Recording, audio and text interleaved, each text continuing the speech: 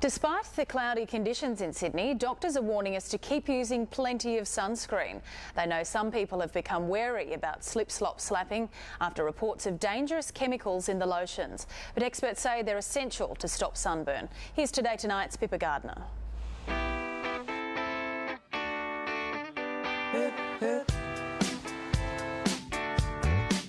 With more summer scorches on the way, you'd be crazy to go into the sun without protection. The kids always have sunscreen on. We don't leave the house without putting it on them. Over the past decade, there have been major developments in sunscreen technology.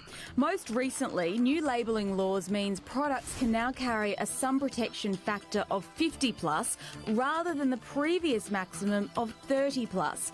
The SPF rating helps determine how long you can stay in the sun before getting a sunburn. For example, if a person starts to burn after 2 minutes, if they apply 30 plus, they should be protected for up to 60 minutes. If they applied 50 plus, they'd be covered for 100 minutes. Some will do it better than others, and that's why we have the different SPF ratings. And there's a range of different ingredients that can be used to achieve that same end. University of Canberra's head of pharmacy, Dr. Greg Kyle, says the more chemicals in the sunscreen, the more effective it will be. Don't be scared by the scary sounding names. He says we should look for products that contain octylmethoxycinnamate. It sits on top of the skin and absorbs radiation as it comes in and deactivates it. Other chemicals like titanium dioxide and zinc oxide, known as physical blockers, reflect radiation before it gets into the skin. There have been concerns chemicals contained in sunscreens can have detrimental side effects and could even be cancer-causing agents themselves.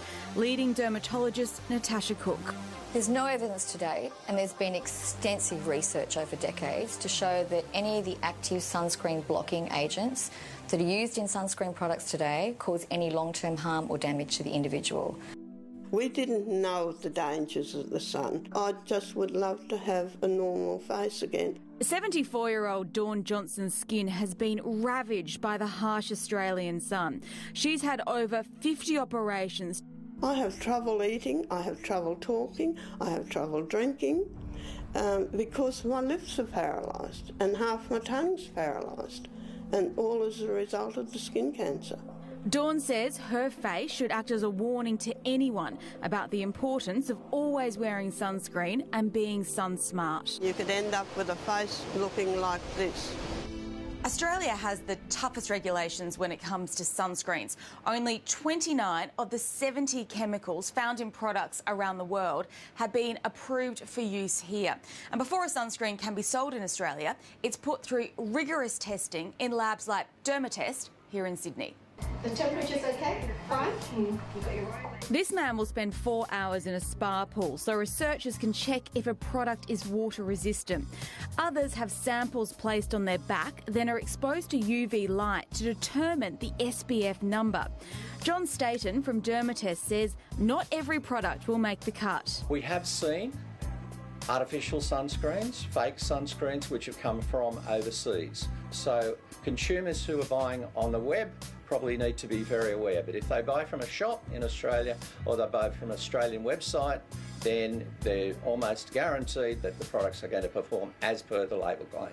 But these days, there are so many sunscreens to choose from. Creams, oils, roll-ons and sprays. My preference, which isn't always the most popular choice for the consumer, are cream-based sunscreens. And the reason behind that, the cream is going to give you better application coverage. And we know that consumers actually tend to naturally under-apply their sunscreen.